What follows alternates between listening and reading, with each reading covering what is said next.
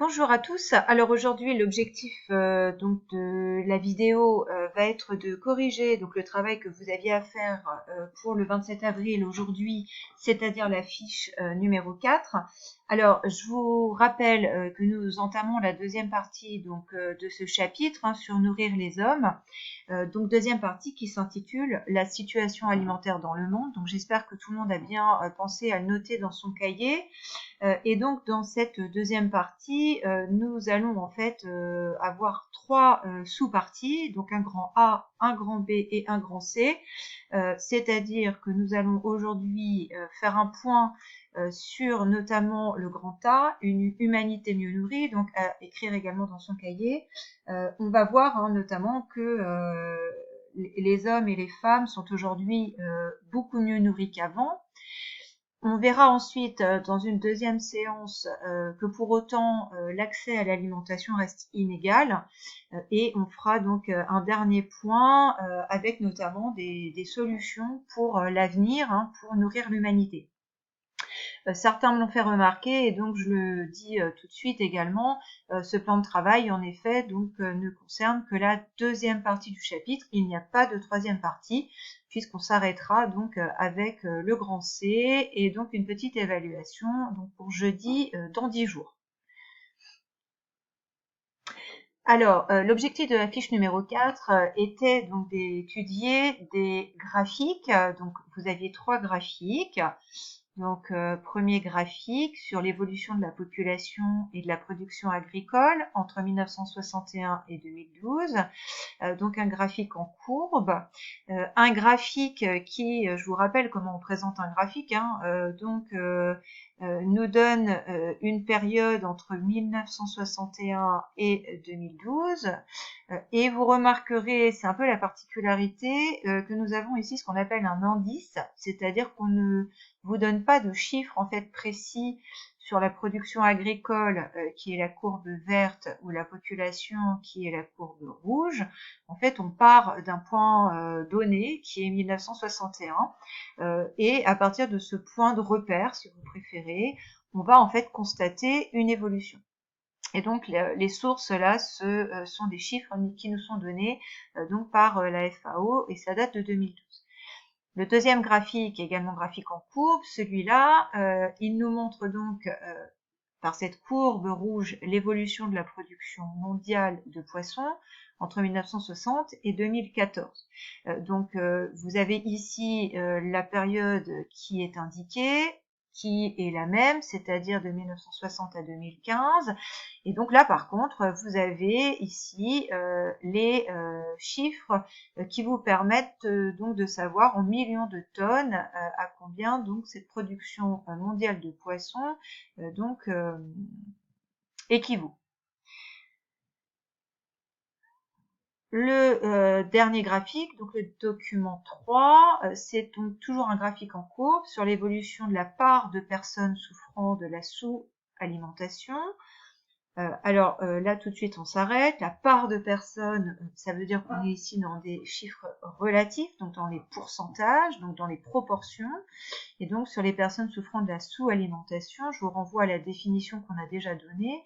La sous-alimentation, c'est-à-dire les personnes qui ont une alimentation insuffisante en termes de quantité, qui n'ont pas un nombre de calories suffisant pour mener une vie active et saine. Et donc, vous avez une période donnée qui est la même, c'est-à-dire, on est toujours dans la deuxième partie du XXe siècle, entre 1970 et 2015. Alors, à partir de ces trois graphiques et d'une vidéo dont je vous avais donné donc le lien sur YouTube, vous deviez compléter ce tableau. Alors, pourquoi j'avais précisé compléter et coller? Tout simplement parce qu'en fait, j'espère que comme d'habitude, vous avez complété le tableau crayon à papier. Et là, en fait, on va le compléter. Alors, je vais le compléter avec vous. Ensuite, je vais écrire de manière à ce que vous puissiez ensuite le recopier au propre. Ce sera notre trace écrite. Alors, rien de plus facile dans ce tableau, dans le sens où vous avez 3 colonnes qui correspondent aux 3 graphiques, hein, c'est-à-dire la population, donc qui nous permet, voilà, donc qui fait un lien avec le document 1, donc première colonne. Deuxième colonne, pardon, on va parler de la production agricole, et la troisième colonne de la production de poissons. Alors, 3 idées. La première idée, c'est quelle est l'évolution entre 1960 et 2015 de la population mondiale, de la production agricole et de la production de poissons. Ensuite, comment expliquer ces évolutions? Donc là, il s'agit d'identifier les causes de ces évolutions. Je vous avais donné un petit coup de pouce, notamment le chapitre 1 sur la croissance démographique dans le monde, et je vous avais donné un petit coup de pouce aussi en vous disant d'aller faire un petit tour du côté du cahier d'histoire, avec notamment le chapitre sur les campagnes médiévales. On va y revenir. Et donc la troisième ligne, hein, donc quelle est la conséquence, eh bien, de ces évolutions donc pour la population mondiale. Et donc là, vous aviez à la fois un document précisé et la vidéo. Alors, nous allons donc commencer par compléter la première ligne, c'est-à-dire l'évolution de la population de la production agricole et de la production de poissons dans la deuxième partie du XXe siècle. Je rappelle encore une fois le terme évolution.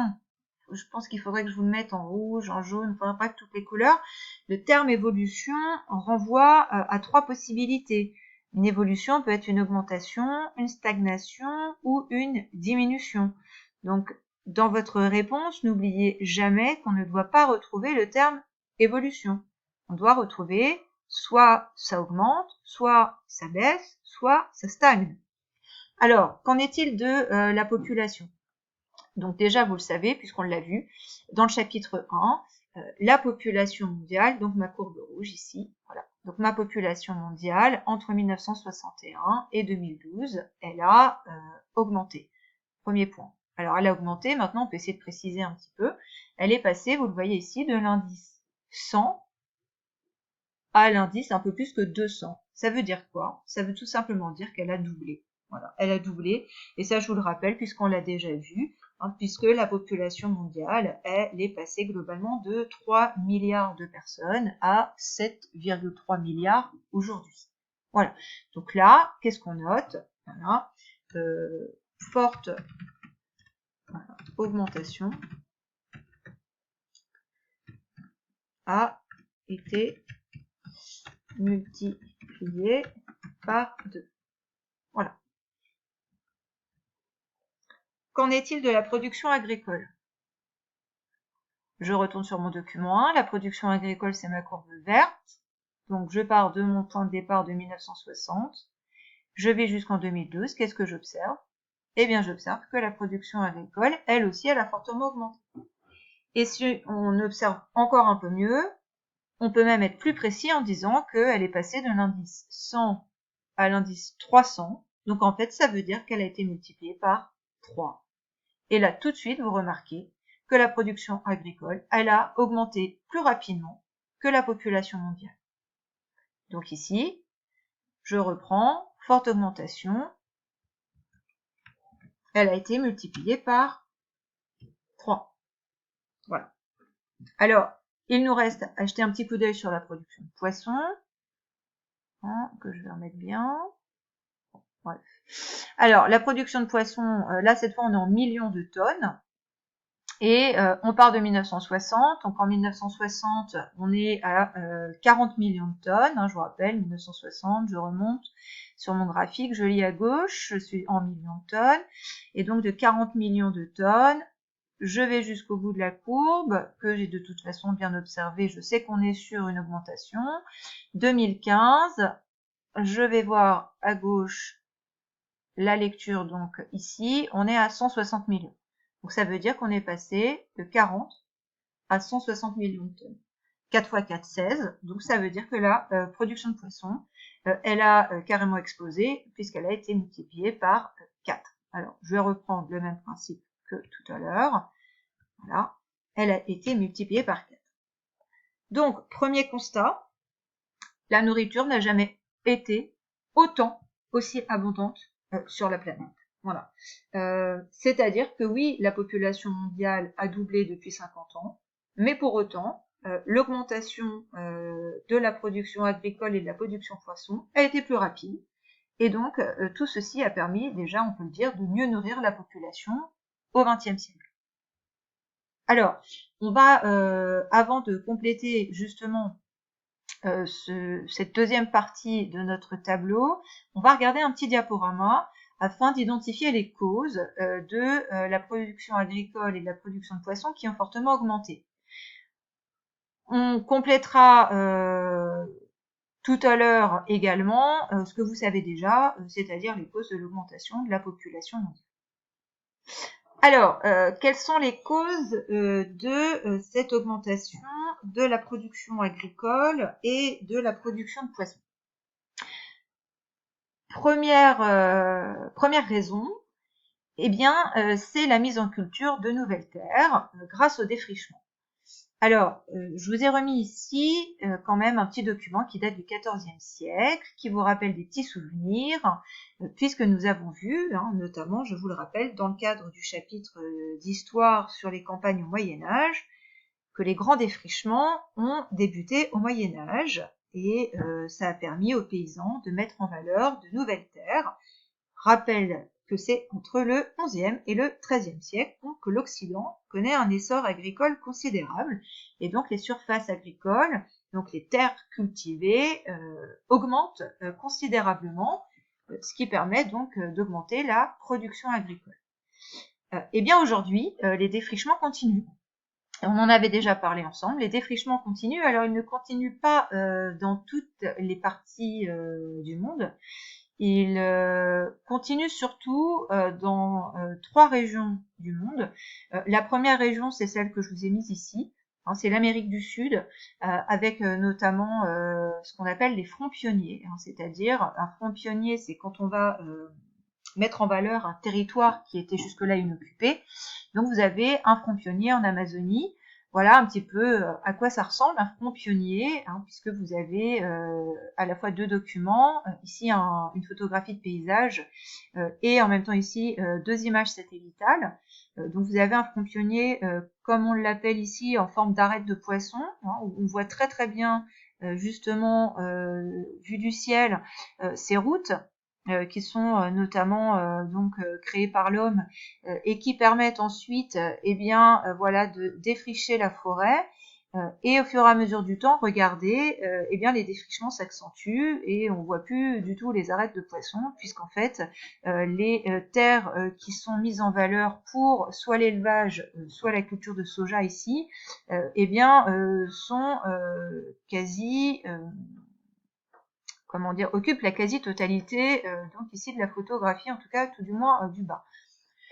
Voilà, donc en Amazonie, les défrichements continuent. Ils continuent également en Afrique centrale notamment et en Indonésie.